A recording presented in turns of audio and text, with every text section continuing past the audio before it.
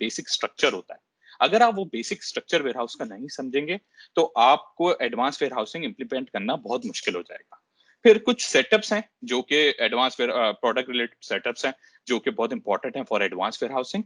And then other चीजें हैं, location हम कैसे सेटअप करते हैं, शिपमेंट क्या है, लोड क्या है, वेव्स क्या है, वर्क टेम्पलेट्स क्या है, लोकेशन डायरेक्टिव्स क्या हैं, वेव टेम्पलेट्स क्या हैं, मोबाइल डिवाइसेस का मेन्यू आइटम्स हम किस तरह बनाते हैं। और फिर मैं आपको शॉर्ट डेमो दूंगा और कोशिश करूंगा कि आपको मैं ये थोड़ा बहुत समझा सकूं। अगर मैं इंट्रोडक्शन की बात करूं एडवांस वेयरहाउसिंग की, तो इसके अंदर क्या क्या फंक्शनैलिटीज मौजूद हैं, किन किन के लिए कंपनियों के लिए किन इंडस्ट्रीज के लिए मौजूद हैं। तो सबसे पहले मैन्युफैक्चरिंग की इसके अंदर बहुत सारी कैपेबिलिटीज मौजूद हैं, डिस्ट्रीब्यूशन इंडस्ट्रीज के लिए मौजूद हैं, रिटेल कंपनीज के लिए मौजूद हैं। तो ये आपका बेसिकली आपके जितने प्रोसेसेस हैं, फॉर एग्जांपल ट्रांसपोर्टेशन से लेके मैन्युफैक्चरिंग, क्वालिटी कंट्रोल, परचेजिंग करना, ट्रांसफर ऑर्डर्स बनाना, सेल्स करना, रिटर्न करना, सब अगर आप एडवांस वेयरहाउसिंग कर रहे हैं तो ये सब आपस में एक दूसरे के साथ इंटीग्रेट हो जाएंगे और आप एडवांस वेयरहाउसिंग को यूज करते हुए अपने बिजनेस प्रोसेस को या अपने वेयरहाउस के वर्क्स को बेहतर कर सकते हो। सो एडवांस वेयरहाउसिंग आपको ऑफर करता है लोकेशन स्टॉकिंग लिमिट। आपने देखा होगा कि आप जब बड़े बड़े स्टोर्स में जाते हैं, इंडिया में बहुत स्टोर्स होंगे, ऑस्ट्रेलिया के अंदर, पाकिस्तान के अंदर अगर मैं एक एग्जांपल दूं, एक metro store, metro cash and carry her जगह कॉमन है, बहुत सारी कंट्रीज में मौजूद है। तो आपने देखा होगा कि हर लोकेशन का एक एक स्टॉकिंग लिमिट होती है, मतलब एक अगर एक रैक लगा हुआ है तो उसमें जो है एक पर्टिकुलर क्वांटिटी से ज्यादा जो है आपकी प्रोडक्ट नहीं आ सकती। तो आप उसका सेटअप कर सकते हो, आप लोकेशन को बता सकते हो कि मेरी कितनी लोकेशन बड़ी है, कितने इसमें क्वांटिटी आ सकती है, कितना वेट आ सकता है। फिर आपके कुछ इन्वेंट्री के स्टेटसेस होते हैं जो कि वेयरहाउसिंग आपका एडवांस वेयरहाउसिंग सपोर्ट कर रहा है।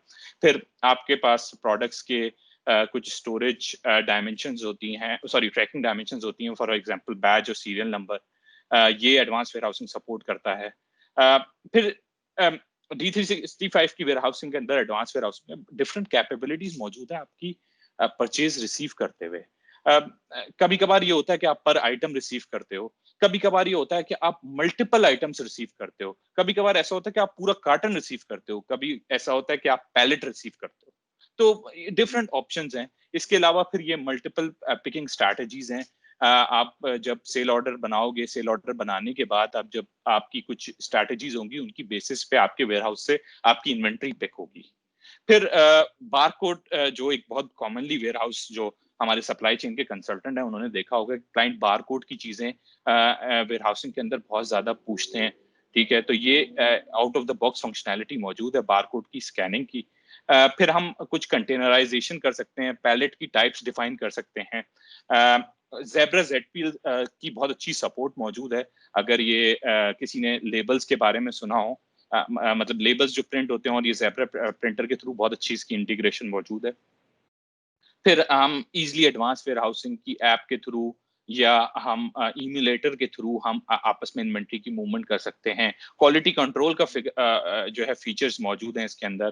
फिर इसके साथ साथ मैन्युफैक्चरिंग के अंदर जब आप क्या करते हो, माल को जब अपनी इन्वेंट्री को प्रोड्यूस करते हो, प्रोड्यूस करने के बाद जो आपका रिपोर्ट एज फिनिश का स्टेप है, रिपोर्ट एज फिनिश के स्टेप पे इंटीग्रेशन हुई हुई है आपकी एडवांस वेयरहाउसिंग से, तो जो आपको हेल्प करती है। समटाइम एक केस अगर मैं आपको बताऊं कि ऐसा होता है कि आपके कुछ अर्जेंट ऑर्डर्स होते हैं कस्टमर के, जो कि आप कहते हो कि भाई मुझे स्टोरेज लोकेशन पे नहीं रखने, ठीक है, वो मुझे डायरेक्ट डिस्पैच करने कस्टमर को, तो वो क्रॉस डॉकिंग का एरिया होता है जो मैं आगे आपको वेयरहाउस का स्ट्रक्चर में बताने की कोशिश करूंगा।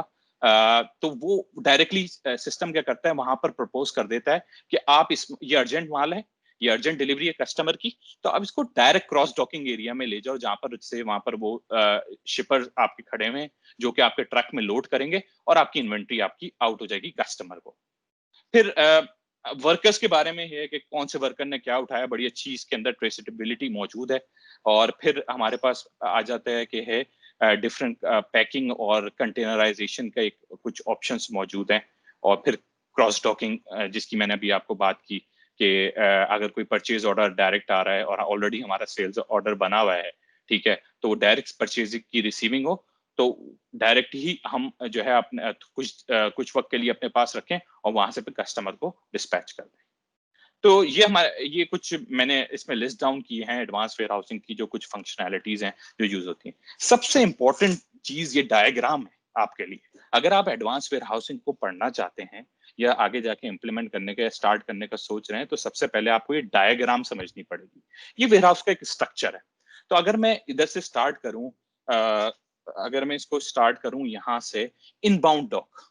तो सबसे पहले क्या होता है, अगर आपने परचेज ऑर्डर बनाया है अपने डायनेमिक 365 में, तो प्रैक्टिकली क्या हो रहा होता है कि आपके पास ये इनबाउंड डॉक बना होता है जहां पर आपका सप्लायर आपकी चीज लेके आता है। अब इसके अंदर डिफरेंट चीजें हैं। आप ड्राइवर का टाइम रिकॉर्ड करना चाहते हो, ड्राइवर का कि जब इन हुआ वो रिकॉर्ड करना चाहते हो, एक सेपरेट है। लेकिन ये एरिया जो है इनबाउंड डॉक है, यानी कि जब जब कोई भी आपका माल आएगा तो ये इनबाउंड डॉक में आएगा। ठीक है, सो ये आप एरिया देख सकते हैं, ये इनबाउंड डॉक है। फिर क्या है, जब भी आपका कोई सेल ऑर्डर बनेगा या आपकी डिस्पैचिंग हो रही होगी, तो आपके वेयरहाउस में आउटबाउंड डॉक से हो रही होगी। तो इनबाउंड डॉक और आउटबाउंड डॉक। इनबाउंड डॉक आपके ट्रांसफर ऑर्डर्स भी आ सकते हैं, आपके परचेज ऑर्डर्स आ रहे हैं, आपकी रिटर्न ऑर्डर्स आ रहे हैं। ठीक है, वो सब इस एरिया में आ रहे होते हैं। और आउटबाउंड डॉक में जब भी आप शिपिंग कर रहे होते हैं अपने ट्रांसफर ऑर्डर्स की, अपने परचेज ऑर्डर की, तो ये आउटबाउंड डॉक से कर रहे होते हैं। तो ये दो मेन कह लें जो परमानेंट लोकेशंस होती हैं, जिसको आउटबाउंड डॉक भी कह सकते हैं, शिपिंग डॉक भी कह सकते हैं, इसको रिसीविंग डॉक भी कह सकते हैं। तो डिफरेंट टर्म्स डिफरेंट मार्केट में इस्तेमाल होती हैं। फिर ये हमारे पास क्या, स्टेजिंग एरियाज। क्या होता है, जब हम माल को रिसीव करते हैं तो डायरेक्ट हम इसको अपने वेयरहाउसिंग्स में नहीं लेके जाते, हम इसको एक जगह पे रखते हैं। ठीक है, या कभी कभार बहुत सारी कंपनियां क्या होती हैं, लेबल को प्रिंट करना होता है उन्होंने, तो इस जगह पे आके वो लेबल को प्रिंट करती हैं, इस स्टेजिंग एरिया में आके। ठीक है, और इस पे लेबल लगा लेती हैं। ठीक है, इसके बाद फिर आपके पास ये देख रहे हैं, ये स्टोरेज एरिया है। ये आपका पूरा बेसिकली जो हम समझते हैं वो इसको वेयर हाउस समझ रहे होते हैं, लेकिन बेसिकली ये पूरा वेयर हाउस ये है। ठीक है, तो ये जो स्टोरेज एरिया है, तो फिर एक वर्कर आता है वेयर हाउस का जो कि स्टोरेज एरिया से उठाता है माल, आपका ये आइटम्स, और वो आपके यहाँ पर इस स्टोरेज एरिया में रखता चला जाता है। अब इस स्टोरेज एरिया में भी डिफरेंट टाइप हो सकती हैं, आपके डिफरेंट वेयर हाउस के जोन्स हो सकते हैं। ठीक है, अब ये जो स्टोरेज एरिया है, इसमें कुछ होती हैं बल्क लोकेशंस, कुछ होती हैं पिक लोकेशंस।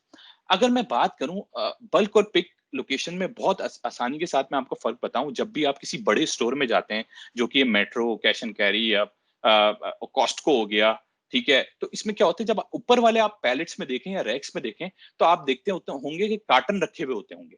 लेकिन नीचे वाले एरिया में जो कि शुरू के होते हैं, वो पिक एरिया, वहां से आप सिंगल प्रोडक्ट भी उठा के अपनी बास्केट में रख सकते हैं। तो अगर मैं बात करूं तो पिक फेस और बल्क फेस। सो बल्क ये होता है कि जहां पर हमारे कार्टन पड़े हुए हैं और वहां से डायरेक्टली आपका कस्टमर नहीं उठा सकता। ठीक है, या आपका वर्कर नहीं उठा सकता डायरेक्टली, मतलब लूज में नहीं उठा सकता। ठीक है, और बल्क फेस में आपके जो है ऊपर कार्टन में पड़ा हुआ होता है। इसके अलावा आप यहाँ पर देख रहे हैं, ये आपका आउटबाउंड डॉक हो गया। फिर ये इसी तरह मशीन्स बहुत सारे वेयर हाउसेज में लगी हुई होती हैं। कभी कभार ना कई ऑर्गेनाइजेशन में पैकेजिंग एरिया भी होता है। वो क्या होता है कि भाई यहाँ से जब आपने पिक लोकेशन से या बल्क लोकेशन से आपने कोई माल उठाया अपने कस्टमर के लिए, तो उसने वहां पर पैकिंग एरिया में पैक हुआ वो, और पैक होने के बाद फिर ये आउटबाउंड डॉक में हुआ। सही है, तो ये आपके लिए समझना बहुत जरूरी है कि वेयर हाउस का स्ट्रक्चर किस तरह है। तो ये बहुत आसान, इसके अंदर बहुत सारी चीजें हो सकती हैं। एक एग्जांपल मैं दूं, तो ये वेयर हाउस अभी तो यहाँ पर आप देख रहे हैं, ये सब जो है क्या कहते हैं, स्टोरेज एरिया है। इसके अंदर जैसे ये मैं बात करूं, तो ये रैक्स, शेल्फ, बिन्स आप बना सकते हैं, ये बने हुए होते हैं वेयर हाउसेस के अंदर। फिर पूरे पूरे आइल्स होते हैं, ये पूरी जो आइल्स आपके आ रहे हैं। लेकिन इसके अलावा भी आप क्या कर सकते हैं, आप जोन्स बना सकते हैं। जोन 1 वेयर हाउस का, जोन 2 वेयर हाउस का, जोन 3, यानी कि एक ही वेयर हाउस के अंदर आप 3 जोन्स बना सकते हैं। फॉर एग्जांपल मैं एक आपको एग्जांपल दूंगा। समटाइम क्या होता है कि आपकी अगर प्रोडक्ट्स आती हैं, जैसे मिल्क हो गया आपका या बटर हो गया, उसको आपको फ्रीज नहीं करना होता है, लेकिन आपको रेफ्रिजरेट करना होता है। ठीक है, तो आप क्या कर सकते हैं, जोन 1 आपका जो है वो रेफ्रिजरेटर की जगह है। ठीक है, फिर आपके पास फॉर एग्जांपल प्रॉन्स आते हैं, आपके पास फ्रोजन फिश आती है जिसको आपने रेफ्रिजरेट करना है। ठीक है, तो उसके लिए आप जोन 2 बना सकते हैं। फिर आपके पास जोन 3 फॉर एग्जांपल, आपको चिल्ड एरिया जहां पर -20 का टेम्परेचर आ गया है। फॉर एग्जांपल राइट नाउ हमारे आप देख सकते हैं कि जैसे ये वैक्सीन है, ठीक है, जो कि कोरोना की आजकल एक अब हॉट टॉपिक बना हुआ है, उसको जितना जहां तक मुझे -70 का कोई टेम्परेचर चाहिए वो उस तरह के एरिया, तो आप उसको ऐसी आपकी वैक्सीनेशन या कुछ आपकी अगर कोई मेडिकल की फैक्ट्री है या वेयर हाउस है, तो आप उसको इस तरह जोन 3 में डाल सकते हैं कि ये जोन 3 है जहां पर मेरा -70 का टेम्परेचर होता है। ठीक है, आई होप ये आपको समझने में थोड़ा समझ आया होगा कि किस तरह main inbound, outbound, staging area, packaging area, storage area, shipping area. Okay, मैं आगे बढ़ूंगा इस डायग्राम के बाद। अच्छा, B365 में एडवांस वेयर हाउसिंग चलाने के लिए आप कुछ प्रोडक्ट्स के सेटअप करने हैं जो कि बहुत जरूरी है, वरना आपको आपको डिफरेंट एरर्स आते रहेंगे और आपकी एडवांस वेयर हाउसिंग की प्रोसेसेस सही नहीं चलेंगे। सबसे पहले क्या है, रिजर्वेशन हायरार्की। आपको एडवांस वेयर हाउसिंग के अंदर रिजर्वेशन हायरार्की असाइन करनी पड़ती है, और ये बताना रिजर्वेशन हायरार्की जो होती है वो बेस करती है आपके बैच पे और सीरियल नंबर पे।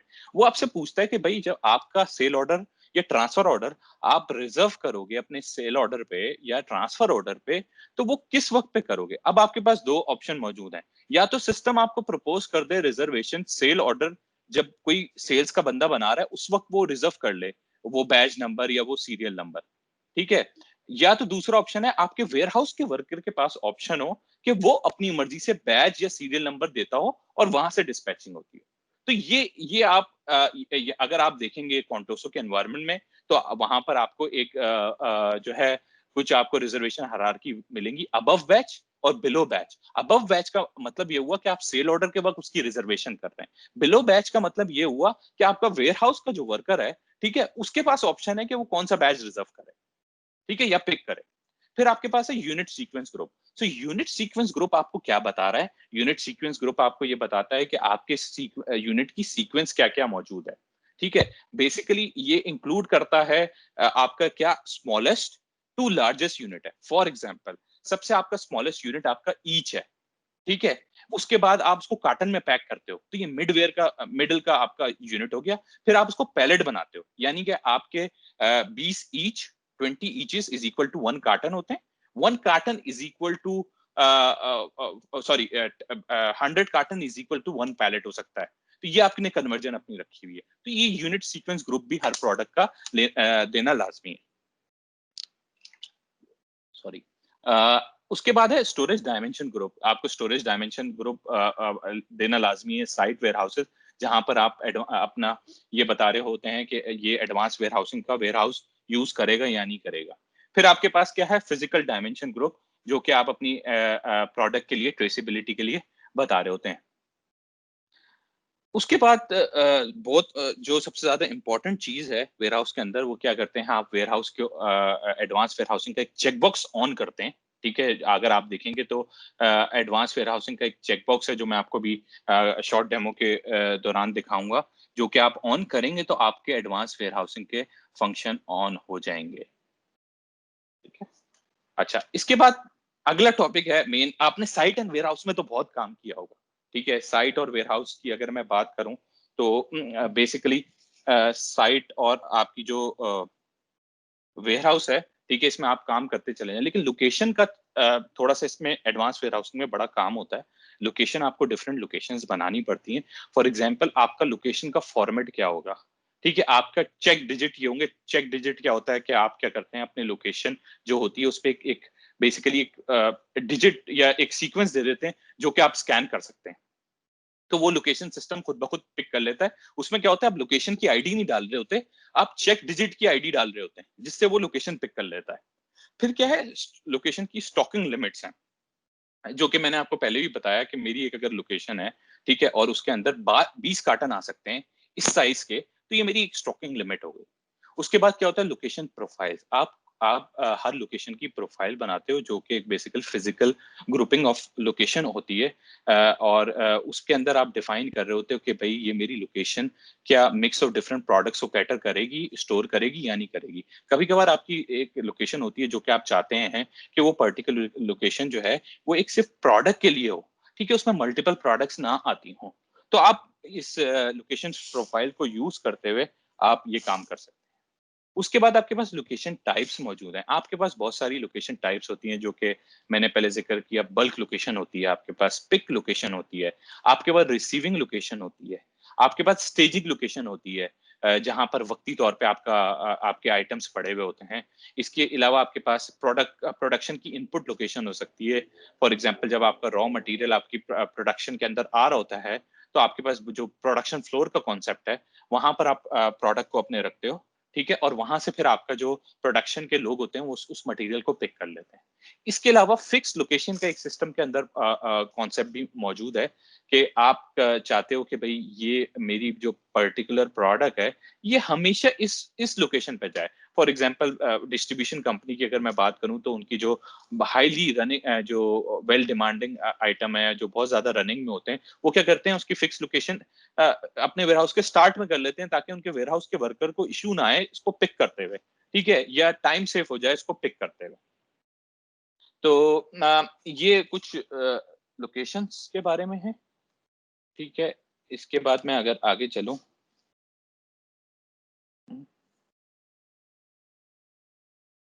सॉरी, यप, एक मिनट, सॉरी, हाँ, लोकेशंस हो गई। इसके बाद शिपमेंट लोड्स एंड वेव्स। अच्छा, शिपमेंट क्या है? बेसिकली आपके पास आपके कस्टमर्स हैं, ठीक है, 4 customer.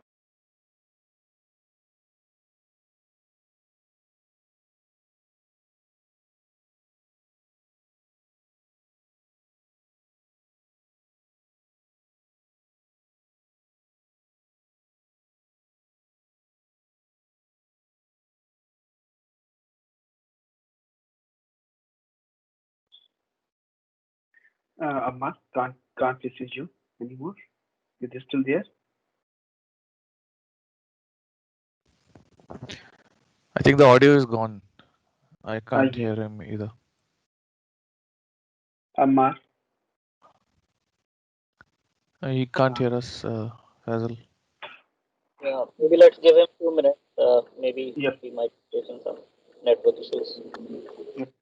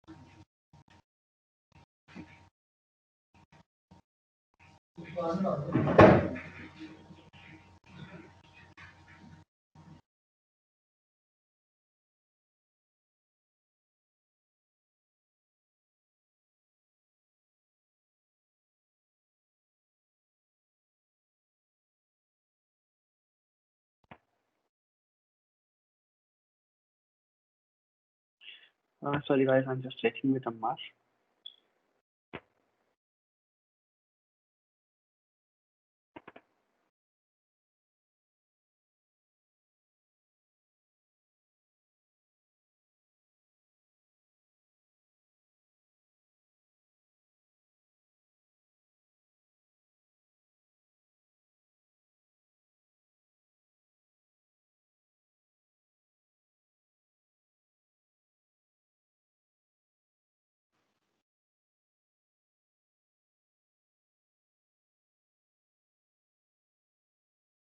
Sorry, can everyone hear me?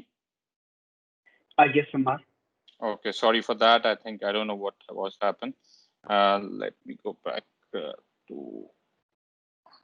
Okay. Yep.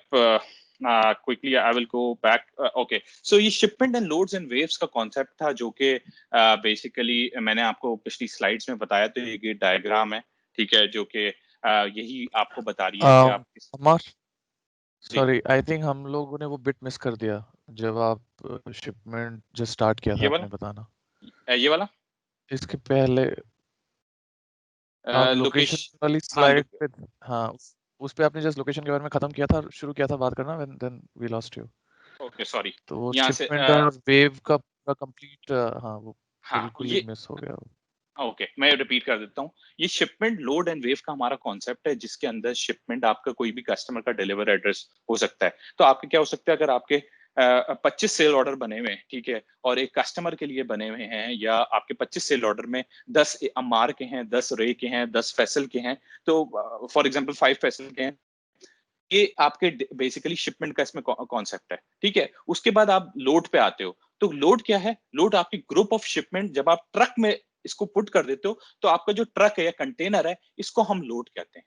फिर ये वेव का जो कॉन्सेप्ट है, बेसिकली वेव का क्या है, जब हम सेल ऑर्डर को रिलीज करते हैं वेयर हाउस का वर्क क्रिएट करने में, तो हमें ये वेव जो टेम्पलेट्स होते हैं, ये वेव पूरी हमें हेल्प करती है, ठीक है। तो आई होप कि ये मैं थोड़ा सा शिपमेंट और लोड का, लोड हमेशा समझिएगा जब हम कंटेनर पे डाल रहे हैं, कंटेनर हो सकता है, ट्रक हो सकता है, या कोई कार हो सकती है, लेकिन शिपमेंट आपके मल्टीपल सेल्स ऑर्डर होते हैं, और मल्टीपल शिपमेंट के अंदर मल्टीपल सेल्स ऑर्डर होते हैं, और मल्टीपल शिपमेंट लोड के अंदर होती हैं, ठीक है। इसके बाद ये मैं थोड़ा सा स्किप करूंगा इसको, ताकि आगे आपको और दूसरे कॉन्सेप्ट दे सकूं।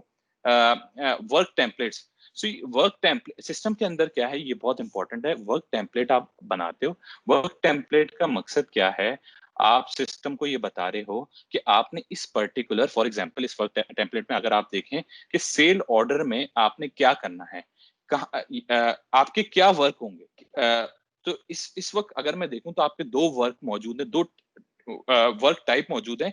आप पिक करोगे और पुट करोगे, ये मल्टीपल भी हो सकते हैं। बहुत सारी कंपनियों में क्या होता है कि आप पिक करते हो और डायरेक्टली आप बेडोर लोकेशन, बेडोर यानी शिपिंग लोकेशन पे आप पुट नहीं करते।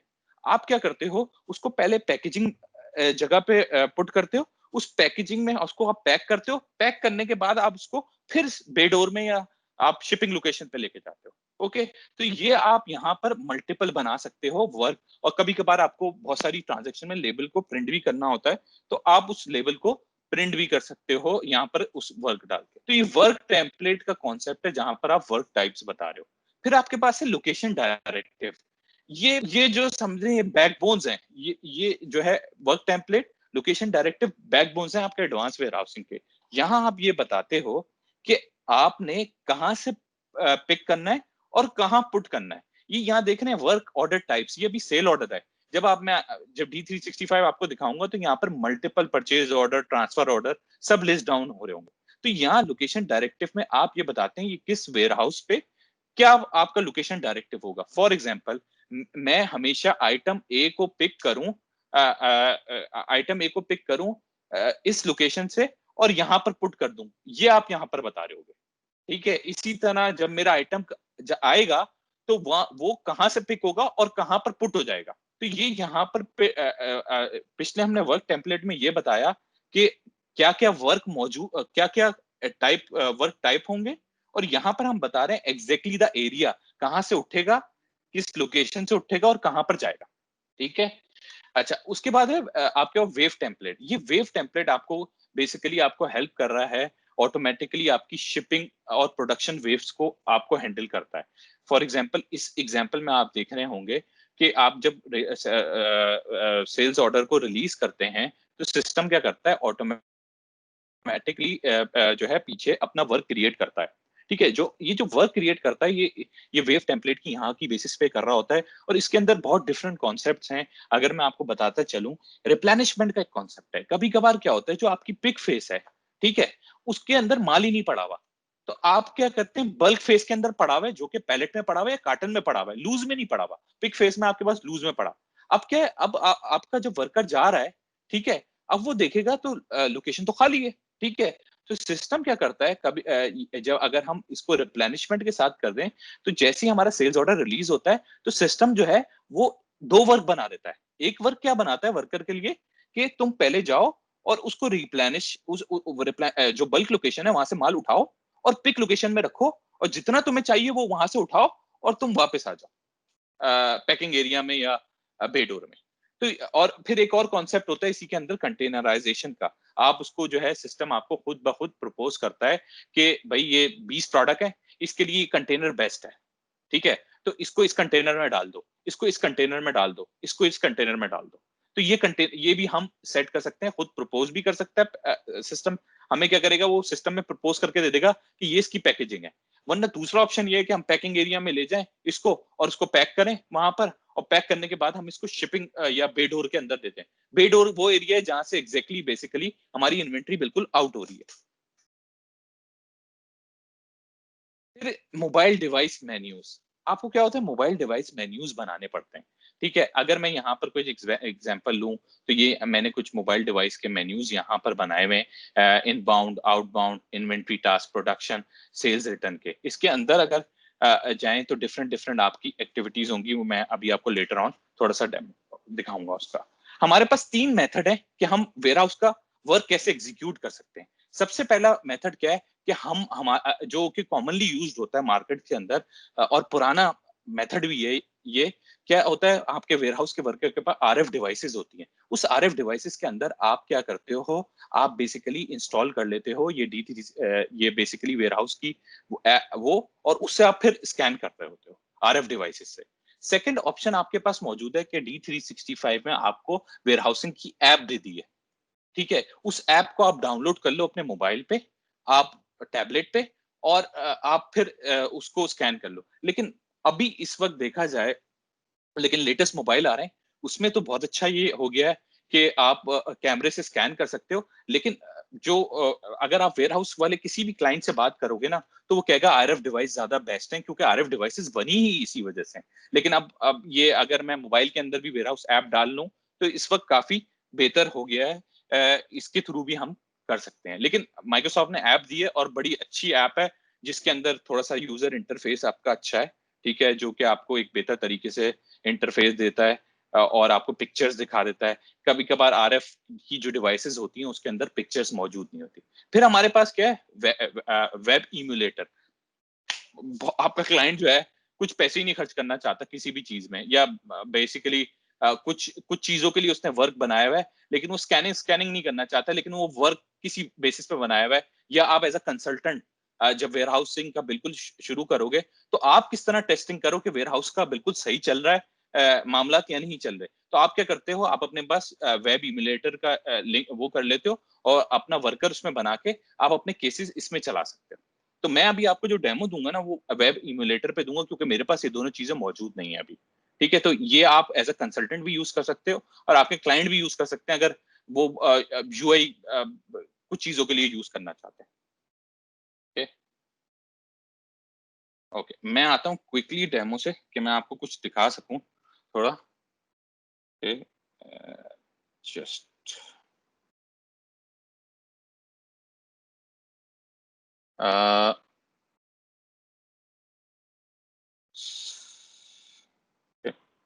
सॉरी, ये सबको मेरी D365 की स्क्रीन नजर आ रही है या नहीं? Yes, it is visible.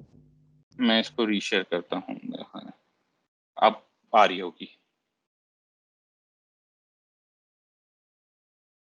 ठीक है, सबको आ रही है, नजर आई। ठीक है, सही। अच्छा, मैं जल्दी जल्दी ना कोशिश करूंगा, क्योंकि मेरे पास टाइम कम है, कि मैं आपको चीज़ों पे ले चलूं। जो मैं आपको बात कर रहा था, वेयरहाउस मैनेजमेंट के अंदर आपके पास ये मौजूद है, और यहाँ पर सेटअप्स के अंदर आपके पास ये लोकेशन डायरेक्टिव मौजूद है, जिसको मैं आपको बता रहा था कि कहाँ से आप पिक कर सकते हैं, और बेसिकली आप यहाँ पर डिफाइन करते हैं। तो जो मैं बात कर रहा था, यहाँ पर आपको हर डॉक्यूमेंट की आपको यहाँ पर टाइप डिफाइन करनी है वेयरहाउस के हिसाब से। अगर आपके 20 वेयरहाउस हैं, ठीक है, और आपको तो 20 वेयरहाउस का हर डॉक्यूमेंट का आपको डिफाइन करना पड़ेगा, लेकिन ये कॉपी का ऑप्शन मौजूद है, जो कि आप यूज करते हुए बहुत आसानी के साथ कर सकते हैं। ठीक है, सो ये लोकेशन डायरेक्टिव हो गया। तो इसके अलावा आपके पास जो मैं मोबाइल की बात कर रहा था, मोबाइल डिवाइसेस की, तो ये मोबाइल डिवाइसेस के अंदर मेन्यू आइटम्स आपको बनाने पड़ते हैं। तो ये आपके पास मल्टीपल मेन्यू आइटम्स बने हुए हैं मेरे पास, जो कि आपको मोबाइल डिवाइसेस के मोबाइल इम्यूलेटर या मोबाइल डिवाइसेस पे आपको यूज हो रहे होंगे। तो मैं क्या करता हूँ, जल्दी से आपके लिए परचेज ऑर्डर एक बनाता हूँ, ठीक है, ताकि आप देख सकेंगे एग्जैक्टली चलता कैसे है। I am not able to see the screen. और सबको नजर आ रही है? हाँ, जी, नो। स्क्रीन बिल्कुल नजर आ रही है। नेटवर्क इश्यूज हो सकते हैं, अदरवाइज तो ठीक ही है। ओके तो मैं अभी एक सिंपल स्टेप ही कर रहा हूँ, ये नॉर्मल प्रोसेस, एक परचेज ऑर्डर बस बना रहा हूँ ताकि जो है आप लोग ये देख सकें कि मैं कैसे उसको इम्यूलेटर को यूज करूंगा और इसकी रिसीविंग करूंगा। तो एक नॉर्मल परचेज ऑर्डर है, इसके पीछे मैंने क्या इसके सिस्टम के पीछे कॉन्फ़िगरेशन आप ये कर सकते हैं कि फॉर एग्जांपल मेरा आइटम नंबर 1 है, ठीक है। जब भी ये आइटम नंबर 1 मेरा आएगा, सॉरी कलर देना पड़ेगा, इसको ब्लैक दे देते हैं, ठीक है। जब भी ये आइटम आएगा मेरा तो इस वाली लोकेशन में जाना चाहिए इसको, ठीक है, या इस वाले जोन में जाना चाहिए। जोन के अंदर मल्टीपल लोकेशंस हो सकती हैं, जोन के अंदर 25 लोकेशंस हो सकती हैं, 30 लोकेशंस हो सकती हैं। तो सिस्टम खुद ब खुद प्रपोज करता है। फिर सिस्टम के अंदर ये भी कैपेबिलिटी मौजूद है कि सिस्टम कहता है कि भाई ये आइटम तुमने पहले एक लोकेशन ए में रखा था, ठीक है, अब फिर जाके ये लोकेशन ए में ही रखो और उसको आपस में कंसोलिडेट कर दो, क्योंकि अगर वर्कर आएगा तो उसको परेशानी ना हो, वो अगर उसको ज्यादा माल चाहिए होगा तो वहां से उठा ले। तो ये हम सब लोकेशन डायरेक्टिव में सेट कर रहे होते हैं। ये मैंने परचेज ऑर्डर एक बना दिया अभी इस वक्त, और इसको मैंने परचेज ऑर्डर को कंफर्म करना लाजमी है। कंफर्म करेंगे तो आप वहां पर वो करेंगे, वरना आपको एरर आता रहेगा। तो ये देखिए, ये मैंने क्या किया, मैंने अपना वर्कर सेट कर लिया। जो मैं इम्यूलेटर की बात कर रहा था, ठीक है, जो थर्ड ऑप्शन था, जो कि मैंने आपको यहाँ बताया था, ये थर्ड ऑप्शन जो कि आप जब आप अपनी टेस्टिंग कर रहे होगे एज अ कंसल्टेंट, जब आप ये ऑप्शन यूज कर रहे होगे, मोस्टली क्लाइंट्स आपके ये दो चीजें यूज कर रहे होते हैं, वरना वेयरहाउस ऐप भी आप यूज कर सकते हो अगर आप कॉन्फ़िगर कर लो उसको, और ये बहुत आसानी के साथ कॉन्फ़िगर हो जाती है। तो यहाँ पर मैंने अपना यूजर बनाया हुआ है जो कि आपका वेयरहाउस वर्कर है, वो आएगा और ये यहाँ पर लॉगिन करेगा अपना। जब लॉगिन करेगा तो आप ये देख रहे हैं, जो मैं आपको पीछे दिखा रहा था कि मैंने मोबाइल डिवाइस के आइटम्स बनाए हुए, मेन्यू आइटम्स बनाए हुए, inbound, outbound, inventory, production, quality, ये आप सब अपनी मर्जी से बना सकते हैं। इसका नाम कुछ भी रख सकते हैं आप रखना चाहें इनकमिंग, आप इनकमिंग ही रख सकते हैं। तो अगर मैं इनबाउंड में जाऊं तो इनबाउंड के अंदर मेरे पास ये डिफरेंट मेन्यू आइटम्स मौजूद हैं। कभी कभार क्या होता है कि मैं परचेज ऑर्डर को रिसीव भी कर सकता हूँ, मतलब मेरा परचेज ऑर्डर रिसीव अम्मार करता है, ठीक है, लेकिन एक XYZ पर्सन है जो कि उसको उठा के फिर अंदर वाली लोकेशन में ले जाता है। कभी अगर मेरे छोटे वेयर हाउस होते हैं तो मैं क्या करता हूँ, मैं ही अम्मार ही रिसीव करता है, and then Ammar can take to the warehouse himself. तो ये रिसीविंग और पुट अवे के वर्क हैं। तो अभी इस वक्त अगर मैं जाके मैं करूं, ठीक है, नो वर्क अवेलेबल, रिफ्रेश करूं, लेट्स सी, हमारे पास ऑर्डर जो था वो इसका,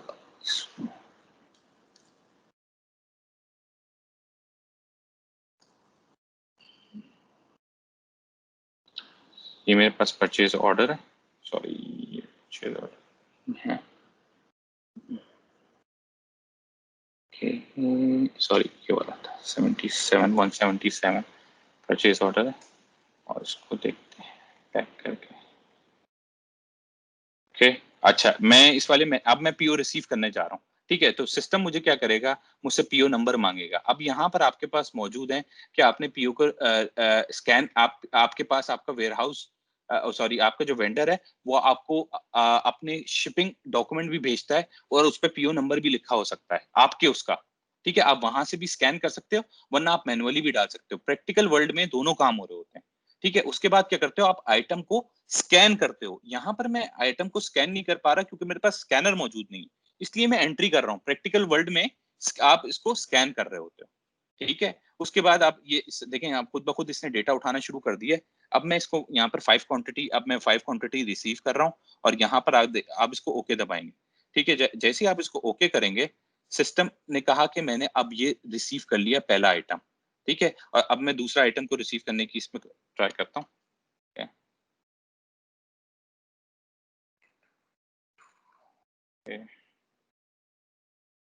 ठीक है, मैंने आइटम नंबर लिखा, आइटम नंबर 3, क्वांटिटी मेरी 1 है। अब क्लिक, अब ये बेसिकली मैंने इसमें सिस्टम ने रिसीविंग का वर्क मेरा कंप्लीट हो गया। अब ये वर्क आपको दिखेगा कहाँ, आप जब यहाँ पर जाएंगे तो सिस्टम ने क्या किया है, एक वर्क जनरेट कर दिया इस आइटम के अगेंस्ट में।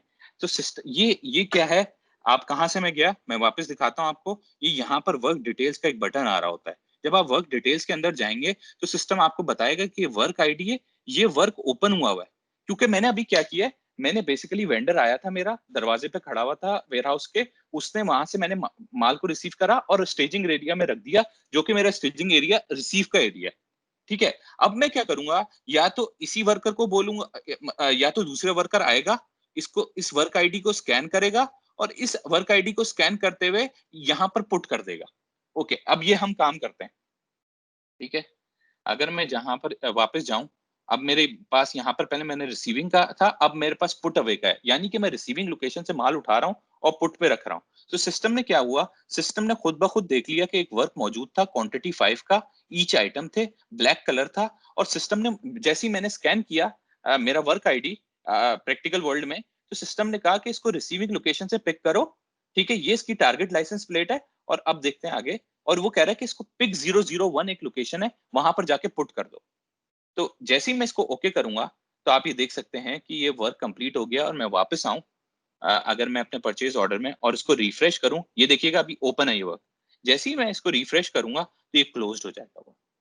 इसी तरह हमारे बहुत सारे सेल ऑर्डर के पिकिंग वर्क पिकिंग और पुटिंग के वर्क चल रहे होते हैं। मेरे पास टाइम की बहुत ज्यादा शॉर्टेज है, लेकिन मैंने प्लान किया फैसल के साथ कि हम एडवांस वेयर हाउसिंग के हर छोटे छोटे एरिया के डिफरेंट सेशन करेंगे, जो कि आपको लेटर ऑन मिल जाएंगे।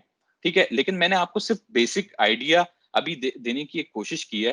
ठीक है, अगर मैं वापस आऊं और अगर इसमें कुछ क्वेश्चन है और आप परेशान हैं कि कोई चीज ऐसी आपको लग रही है जो आप पूछना चाहते हैं, तो आप बेसिकली यहाँ से पूछ सकते हैं मुझसे। ठीक है, और इसी तरह मेरा ईमेल एड्रेस और लिंक्डइन की प्रोफाइल भी मौजूद है। ठीक है, और ये रिकॉर्डिंग भी मौजूद होगी, जो कि आप एटलीस्ट आप अगर वेयरहाउसिंग को शुरू करना चाहते हैं तो ये बेसिक कॉन्सेप्ट आपको देखने पड़ेंगे और समझने पड़ेंगे। फिर आपके लिए एडवांस वेयरहाउसिंग बहुत आसान है। ये जो मैंने आपको मोबाइल ऐप से इम्यूलेटर से वर्क करना सिखाया है, that's not a big task. Main क्या है, आपकी कॉन्फ़िगरेशन। वेयरहाउस में, एडवांस वेयरहाउस में जितनी अच्छी आप कॉन्फ़िगरेशन करेंगे, जितनी बेहतर लॉजिक से करेंगे, ठीक है, उतनी बेहतर आप वो कर सकते हैं। तो अगर किसी का क्वेश्चन है, फैसल, कोई क्वेश्चन है हमारे पास मौजूद?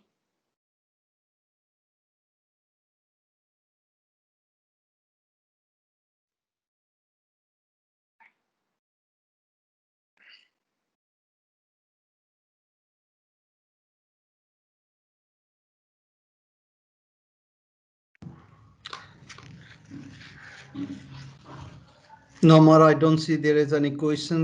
Guys, anyone got any questions? Anyone wants to ask anything? If not now, obviously you have Amar's detail as well. Feel free to contact him directly, or you can always contact us as well as organizer. So we should be able to pass your queries and get the answer back from the experts. Thank you and sorry, बीच में थोड़ा सा session का वो हो गया था, drop हो गया था मैं, लेकिन ये किसी को भी अगर और कुछ बेहतर बेसिक एडवांस वेयर हाउसिंग समझनी है, ठीक है, तो मुझे ज़रूर बताएं, मुझसे कांटेक्ट करें। और मैं ये स्लाइड्स भी शेयर कर सकता हूँ अगर आप लोगों को चाहिए। So at least you should have a better understanding how you can start with advance warehousing. Thank you all.